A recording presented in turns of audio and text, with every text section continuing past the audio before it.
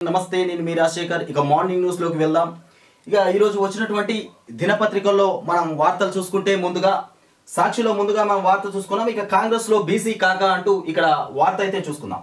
ఇక పార్టీతో 40 ఏళ్ళు అనుబంధాన్ని తెంచుకున్నటువంటి పిసిసి మాజీ చీఫ్ పొన్నాల ఇక అవమానాలు భరించలేక పార్టీని వీడుతానంటూ ఏఐసిసి అధ్యక్షుడికి లేక ఇక మీడియాతో మాట్లాడుతూ కన్నీటి పర్యంతమైనటువంటి సీనియర్ నేత. ఇక బీసీలకు కాంగ్రెస్ తగినటువంటి ప్రాధాన్యం ఇవ్వడం లేదని ఆరోపణ చేస్తున్నారు. ఇక ఇటీవల ఢిల్లీ వెళ్ళినటువంటి బీసీ నేతలకు తప్పని భంగపాటు. ఇక రోజుల తరబడి నిరీక్షించిన దొరకనటువంటి అపాయింట్మెంట్, టికెట్ల విషయంలో అన్యాయం వద్దంటూ గాంధీ భవన్లో ధర్నాకు యత్నం. ఇక గట్టిగా హెచ్చరించి విరమింపజేసినటువంటి అధిష్టానం. ఇక ఈసారి బీసీ నేతలకు అసెంబ్లీ టికెట్లలో కోత తప్పదనేటువంటి సంకేతాలు ఇక పార్టీలో కలకలం సృష్టిస్తున్న పరిణామాలు. ఇక బీసీలకు ఎన్ని టికెట్లు వస్తాయో తేలక పొన్నాల బాటలో మరికొందరు కూడా అభ్యర్థులు ప్రయాణం చేస్తున్నారు. ఇక బీసీలకు ఎన్ని టికెట్లు వస్తాయో, బీసీలకు అసలు ఎన్ని టికెట్లు ఇస్తారు ఈ కాంగ్రెస్ పార్టీలో, అసలు టికెట్లు ఎన్ని కేటాయిస్తారనేటువంటి అంశం పైన ఆందోళన పడుతున్నటువంటి కాంగ్రెస్ పార్టీ నాయకులు. ఇక కాంగ్రెస్ పార్టీలో బీసీల కాక మొదలైంది. బీసీ వర్గాలకు ప్రాతినిధ్యం వహిస్తూ గత 45 ఏళ్లుగా కాంగ్రెస్ లో పనిచేస్తున్నటువంటి సీనియర్ నేత టీపీసీసీ మాజీ అధ్యక్షుడు పొన్నాల లక్ష్మయ్య పార్టీకి రాజీనామా చేశారు. ఇక పార్టీకి 4 దశాబ్దాలకు పైగా సేవ చేసినటువంటి తనకు చివరకు అవమానాలే మిగిలాయని ఆ ఆవేదనతోనే తాను పార్టీని వీడుతున్నానంటూ ఆయన శుక్రవారం ఏఐసిసి అధ్యక్షుడు మల్లికార్జున ఖర్గేకు రాసినటువంటి లేఖ ఇక పార్టీ వర్గాల్లో సంచలనం సృష్టించింది. ఇక పార్టీకి విధేయుడిగా పేరొందినటువంటి పొన్నాల రాజీనామా చేయడం, ఇక బీసీ నేతలు ఏకంగా గాంధీ భవన్ లోనే ధర్నా నిర్వహించారు. ఇక టికెట్ల విషయంలో అన్యాయం వద్దంటూ గాంధీ భవన్ లో ధర్నాకు యత్నం, గట్టిగా హెచ్చరించి విరమింపజేసినటువంటి అధిష్టానం. ఇక బీసీల కోసము బీసీలకు తప్పకుండా టికెట్లు కేటాయించాలంటూ గాంధీ భవన్ లోనే ధర్నాకు దిగినటువంటి బీసీలు. ఇక దాన్ని అధిష్టానం గట్టిగా హెచ్చరించి వాళ్ళను పంపించిందని ఇక్కడ వార్త అయితే మనం చూసుకున్నాం. అసలు కాంగ్రెస్ పార్టీ బీసీలకు కేటాయిస్తుందా, బీసీలకు ఎంతమందికి టికెట్లను కేటాయిస్తుంది అనేటువంటి అంశం అయితే చూసుకోవాల్సింది. ఇక కాంగ్రెస్ అభ్యర్థులు 70 మంది ఖరారంట. ఇక కాంగ్రెస్ లో 70 మంది అభ్యర్థులను ఖరారు చేసిండ్రు. ఇక 22 బాక్సుల్లో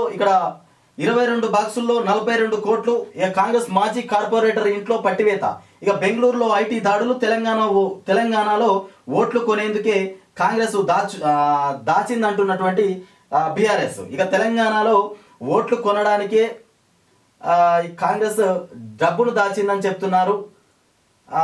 కాంగ్రెస్ మాజీ కార్పొరేటర్ ఇంట్లో పట్టివేత, బెంగళూరులో ఐటీ దాడులు నిర్వహించారు. ఇక గ్రూప్ 2 వాయిదాతో విద్యార్థిని ఆత్మహత్య, హైదరాబాద్ లో ఉద్రిక్తత, విద్యార్థుల ఆందోళన. ఈ గ్రూప్ 2 పరీక్ష టీఎస్పీఎస్సీ ఏదైతే ఉందో రద్దు చేసిందో దాంతో విద్యార్థులు ఆందోళన చెందిండ్రు. అందులో ఆత్మహత్య చేసుకోవడం జరిగింది. దానిపైన హైదరాబాద్ లో ఉద్రిక్తత నెలకొంది. వాళ్ళకు అభ్యర్థులే లేరు. ఈ కాంగ్రెస్ పార్టీలో డబ్బు సంచులతో వచ్చేటువంటి వారికే టికెట్లు. మంత్రి కేటీఆర్ ఇక ఇప్పటికే కొడంగల్కు కర్ణాటక నుంచి 8 కోట్లు వచ్చాయి. ఇక రాహుల్ లీడర్ కాదు, ఎవరో ఇచ్చింది చదివేటువంటి రీడర్ మాత్రమే అని చెప్తుండు.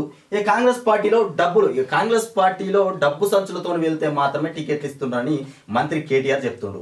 ఇక కాంగ్రెస్ లో రాహుల్ గాంధీ అసలు లీడరే కాదు, ఎవరన్నా రాసిచ్చింది పేపర్ ఇస్తే రీడర్ గా చదవడానికి తప్ప లీడర్ గా పనిచేయడం చెప్తున్నటువంటి మంత్రి కేటీఆర్. ఇక కర్ణాటక నుంచి తెలంగాణలో ఖర్చు పెట్టడానికి 8 కోట్ల రూపాయలు వచ్చాయి అంటూ ఇక్కడ కేటీఆర్ చెప్తున్నటువంటి విషయం. ఇక ఇంకోటి ఈనాడులో మనం వార్త చూసుకుందాం. ఈనాడులో చూస్తుంటే ఇక టీఆర్టీ వాయిదా, ఎన్నికల కారణంగా విద్యాశాఖ కీలక నిర్ణయం తీసుకుంది. ఫిబ్రవరిలో నిర్వహించేటువంటి అవకాశం ఉంది. ఇక టీఆర్టీని ఫిబ్రవరిలో నిర్వహిస్తూ వాయిదా వేసిందంట ఎన్నికల కారణంగా విద్యాశాఖ. ఇక ఉపాధ్యాయ నియామక పరీక్ష టీఆర్టీ వాయిదా పడింది. ఎన్నికల నేపథ్యంలో ఈ నిర్ణయం తీసుకున్నట్లు విద్యాశాఖ ప్రకటించింది. మొత్తం 5089 ఉపాధ్యాయ కొలువులకు నవంబర్ 20 నుంచి 30వ తేదీ వరకు ఆన్లైన్ పరీక్షలు జరగాల్సి ఉంది. ఇక అదే నెల 30న పోలింగ్ ఉండటంతో నవంబర్ 25 నుంచి 30 వరకు జరిగే సెకండరీ గ్రేడ్ టీచర్ ఇక ఎస్జిటి పరీక్షల వరకు వాయిదా వేస్తారని విద్యాశాఖ వర్గాలు ఇటీవల పేర్కొన్నాయి. ఇక తాజాగా కొందరు అభ్యర్థులు టీఆర్టీ మొత్తాన్ని వాయిదా వేయాలని టీఎస్పీఎస్సీ సైతం గ్రూప్ 2ను వాయిదా వేసిందని విన్నవించిన ఇక ఇవి ఆన్లైన్ పరీక్షలు అయినందున పూర్తిగా వాయిదా వేసేది లేదని పాఠశాల విద్యాశాఖ ఉన్నత అధికారి ఒకరు వారికి తేల్చి చెప్పారు. ఇక తాజాగా టీఆర్టీ మొత్తాన్ని వాయిదా వేస్తున్నట్లు పాఠశాల విద్యాశాఖ సంచాలకులు శ్రీ దేవసేన శుక్రవారం సాయంత్రం వెల్లడించారు. ఇక టీఆర్టీ ఆన్లైన్ పరీక్షల నిర్వహణ బాధ్యత టీసీఎస్ అయాన్ చేపట్టింది. ఇక టీసీఎస్ సంస్థ జాతీయ స్థాయి ప్రవేశం ఉద్యోగ పరీక్షలు కూడా నిర్వహిస్తుంది. ఇక టీఆర్టీ వాయిదా, ఇక ఎన్నికల కారణంగా టీఆర్టీని వాయిదా వేయడం జరిగింది. ఇక ఈ ఎగ్జామ్ వచ్చేసి ఫిబ్రవరిలో నిర్వహించేటువంటి ఇక ప్రకృతితో ఇక బతుకమ్మ ఫెస్టివల్ను గవర్నర్ తమిళసై శుభాకాంక్షలు తెలపడం జరిగింది.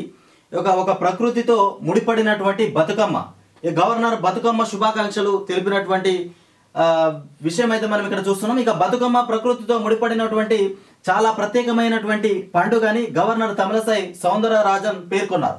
రాష్ట్ర మహిళలకు ఆమె బతుకమ్మ పండుగ శుభాకాంక్షలు తెలిపారు. ఇక బతుకమ్మల తయారీకి ఉపయోగించేటువంటి రంగుల అడవి పూలు, ఇక విస్తారమైనటువంటి వర్షాలతో నిండినటువంటి నీటి వనరులను శుభ్రపరిచేటువంటి ఔషధ గుణాలను కలిగి ఉంటాయని తెలిపారు. ఇక 9 రోజుల పాటు పండుగను జరుపుకునేందుకు బతుకమ్మ పండుగల కలయికను సూచిస్తుందని వివరించారు. ఇక గౌరీదేవి ఆశీస్సులతో ప్రజలంతా క్షేమంగా ఆరోగ్యంగా ఉండాలని ఆమె ఆకాంక్షించారు. ఇక బతుకమ్మకు సంబంధించి బతుకమ్మ శుభాకాంక్షలు గవర్నర్ తమిళసై ప్రజలకు చెప్పడం జరిగింది. ఇక తెలంగాణ ఆత్మగౌరవానికి ప్రతీక సీఎం కేసీఆర్ అంటూ మనం ఇక్కడ వార్త అయితే చూస్తున్నాము. ఇక బతుకమ్మ పండుగ ఎంగిలి పూల బతుకమ్మ శనివారం నుంచి ప్రారంభం కానున్న సందర్భంగా ముఖ్యమంత్రి కె చంద్రశేఖరరావు రాష్ట్ర మహిళలకు శుభాకాంక్షలు తెలిపారు. ఇక బతుకమ్మ సందర్భంగా ముఖ్యమంత్రి కేసీఆర్ కూడా రాష్ట్ర ప్రజలకు బతుకమ్మ శుభాకాంక్షలు తెలపడం జరిగింది. ఇక తనిఖీల పేరుతో వ్యాపారులను ఇబ్బంది పెట్టొద్దు అంటూ తలసాని చెప్తున్నటువంటి మాటలు. ఇక తనిఖీల పేరుతో వ్యాపారులను ఇబ్బంది పెట్టొద్దని మంత్రి తలసాని శ్రీనివాస్ యాదవ్ తెలిపారు. ఇక ఎన్నికల కమిషన్ నిబంధనలు అమలు చేయడంతో తప్పలేదని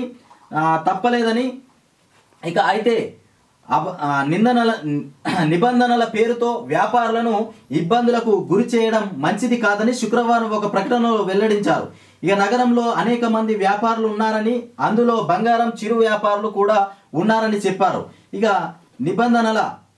నిబంధనల వంకతో అధికారులు వ్యవహరిస్తున్నటువంటి తీరులో వ్యాపారులు ఆవేదనకు గురవుతున్నారని తలసాని తెలిపినటువంటి అంశం. ఇక ఈ నిఘా ఏదైతే ఉందో తనిఖీలకు సంబంధించి చిరు వ్యాపారులు నగదుకు సంబంధించినటువంటి వ్యాపారులు ఉన్నారు కాబట్టి వాళ్ళను ఆందోళన చెందించకుండా ఇబ్బంది పెట్టకుండా తలసాని చెప్తున్నటువంటి మాటలు ఇక నిఘా పెట్టాలని చెప్తుండు. ఇంకో విషయం ఏంటంటే ఇక నేడు అఖిల పక్షాల సడక్ బంద్, ఇక ఈరోజు అఖిల పక్షాల సడక్ బంద్ అంటూ టీఎస్పీఎస్సీ ప్రక్షాళన డిమాండ్తో కాంగ్రెస్ నేతృత్వంలో ఆందోళన. ఇక 4 ప్రధాన రహదారులపై 21 చోట్ల రాస్తారోకో చేస్తాం. ఇక కమ్యూనిస్టుల బీఎస్పీ ఇక టీజేఎస్ ప్రజా సంఘాలు పాల్గొంటాయి. మాజీ ఎంపీ మల్లు రవి మాట్లాడుతున్నటువంటి విషయం. ఇక ఇది నేడు అఖిల పక్షాల ఈరోజు అఖిల పక్షాల సడక్ బంద్ను నిర్వహించబోతున్నారంట. ఇక ఎన్నికల పరీక్షలో ఏఆర్ఓలు ఫెయిల్. ఇక 4 రోజుల శిక్షణ ఇచ్చినటువంటి అదే పరిస్థితి, ఫెయిల్ అయినటువంటి వారికి మరోమారు పరీక్ష నిర్వహించబోతుండ్రు. ఇక రేవంత్కు హైకోర్టులో ఊరట కలగబోతుంది. ఇక పరువు నష్టం కేసులో కింది కోర్టు ఉత్తర్వులు కొట్టివేత. ఇక టీపీసీసీ అధ్యక్షుడు రేవంత్ రెడ్డి దాఖలు చేసినటువంటి క్యాష్ పిటిషన్ను హైకోర్టు న్యాయమూర్తి జస్టిస్ లక్ష్మణ్ ఇక అనుమతిస్తూ శుక్రవారం ఉత్తర్వులు జారీ చేశారు.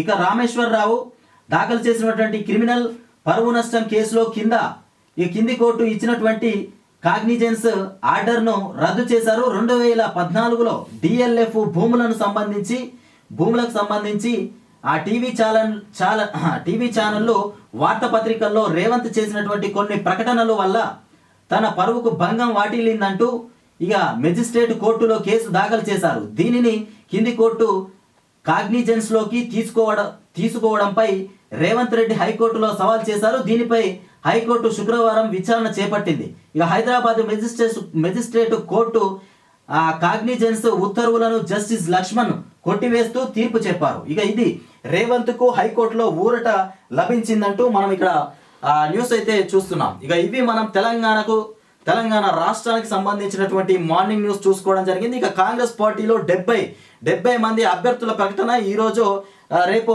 వెలువడేటువంటి అవకాశం ఉంది. ఇక బీజేపీలో కూడా 16వ తారీఖు నాడు అభ్యర్థుల ప్రకటన చేస్తామని చెప్పినటువంటి భాజపా పార్టీ ఎట్టకేలకు రంగానికి యుద్ధానికి సిద్ధమవుతున్నటువంటి రాష్ట్ర పార్టీలు.